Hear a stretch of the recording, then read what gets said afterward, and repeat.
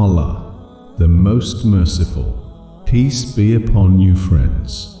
Thousands of years ago, there was a city in the southern regions of the Arabian Peninsula in the vicinity of Yemen, which was called Saba, and the people living there were called Queen Saba. The people here were very blessed and comfortable. Everywhere there were lush crops and trees laden with fruit. But this nation was suffering from polytheism and worshipped the sun.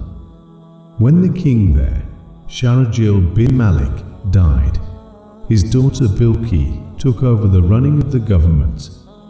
Some historians have written that one of the parents of Bilqis was from the jinn, but there is no clear evidence for this theory.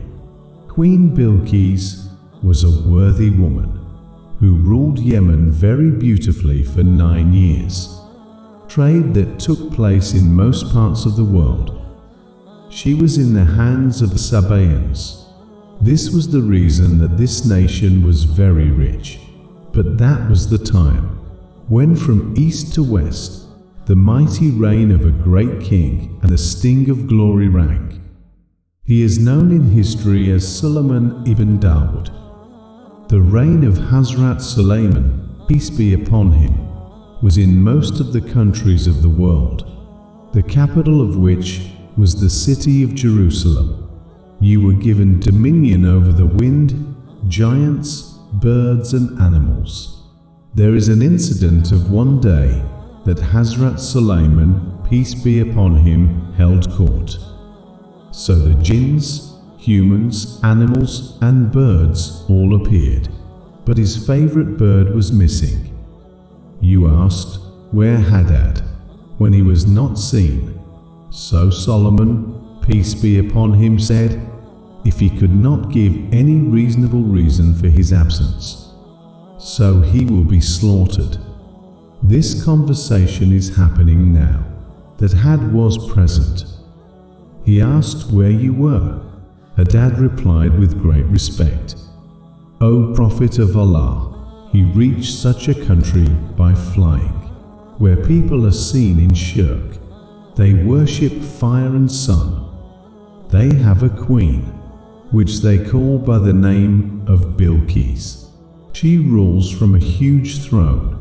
His throne is studded with precious diamonds, jewels, rubies, emeralds, and he has all the royal paraphernalia. Hazrat Sulaiman, peace be upon him, said, if what you say is true, so deliver my letter to this queen. Let her abstain from polytheism, and after delivering the letter, sit there and hear how she reacts, and then come and inform me. Hazrat Sulaiman, peace be upon him, sent a letter, which was like this, beginning with the name of Allah, the most merciful. The most merciful. This honorable letter is from Sulaiman ibn Dawood to the Queen of Saba Bilqis, who follows the instructions. There is security for him. Do not desire to dominate me. Do not rebel against me, but come to me in obedience. This letter was actually a call to Islam to the Queen of Sheba and her people. Hadad took this letter and dropped it in the lap of Queen Bilqis. About 300 chiefs were sitting in the Queen's court at that time when they read this letter. So they got angry and said that this is an insult to us. We must respond strongly to this. But the Queen was very sensible. He explained to them that the letter shows that this is not an ordinary person, but a prophet of God. So we should act wisely.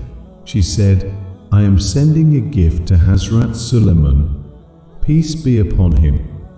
If they accept, he is the king. I will fight him. But if they do not accept the gift, so I will follow him, because he is a prophet. Hadad was listening to all this conversation. He came and told the whole story to Hazrat Sulaiman, peace be upon him, Hazrat Sulaiman, peace be upon him, ordered the jinn to lay a floor of gold and silver bricks on the entrance to the city. On both sides of the road, strange animals of gold should be erected. Ministers and all the chairs of the empire should be made of gold. The court should be decorated with diamonds and jewels. On the other hand, Bilqis sent gifts to Hazrat Sulaiman, peace be upon him, including gold bricks, jewels, slaves, maidservants, and a letter from the queen. When the messenger arrived at the court of Hazrat Sulaiman, peace be upon him, with all these gifts, and they saw it all, so ashamed, Hazrat Sulaiman, peace be upon him, said to the queen's messengers, "Do you want to help me with wealth? But look at what Allah has given me. He is more than that. Who has given you? Therefore, bless you with your gift. Now you go back with your gifts and tell your queen to wait for us. We will bring a mighty army." When this news reached Queen Bilqis, she understood that indeed this is the Prophet of Allah. Therefore, instead of war, he decided to appear in the court of Hazrat Sulaiman, peace be upon him, to ensure his obedience. When this message reached Hazrat Solomon, peace be upon him, so you said to your courtiers, "Which of you is who brought the queen's throne to me?" Before they came in submission, a giant jinn said, "I can bring him before you dismiss your court. I have full strength for this work, and also trustworthy." Then another person who had knowledge of the book, he said, "I will bring this throne to you before you blink an eye."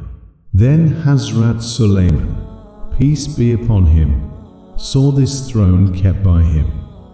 So call out, "This is the grace of my Lord," so that he may test me, whether I am thankful or ungrateful, and who is thankful.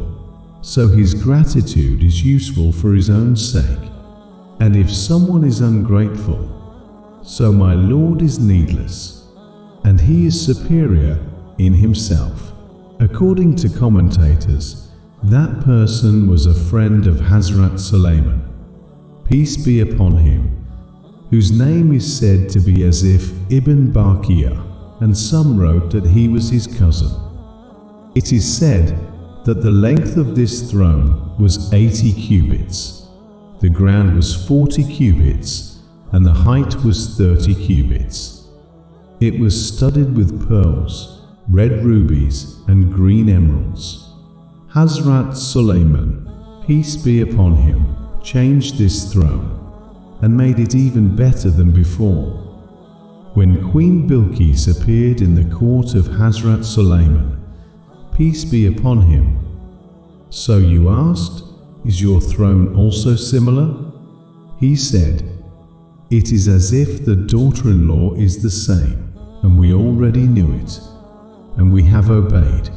Before the arrival of Bilqis, Hazrat Sulaiman, peace be upon him, ordered the building with a glass floor.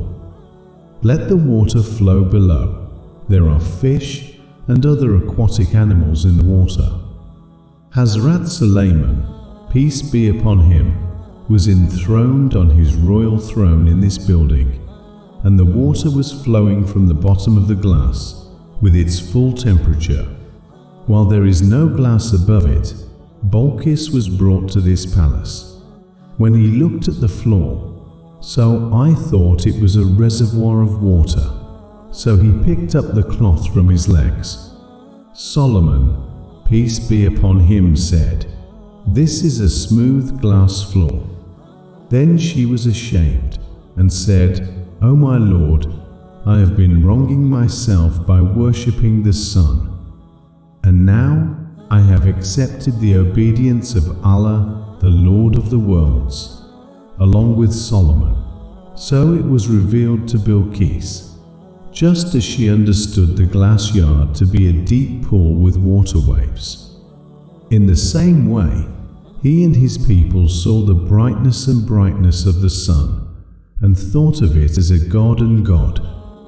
He was deeply ashamed of his apparent mistake. Some historians wrote that after this incident, the Queen of Saba became a Muslim and married Hazrat Sulaiman, peace be upon him, while some wrote that he sent Bilqis back to Yemen and had 3 big palaces built for him there.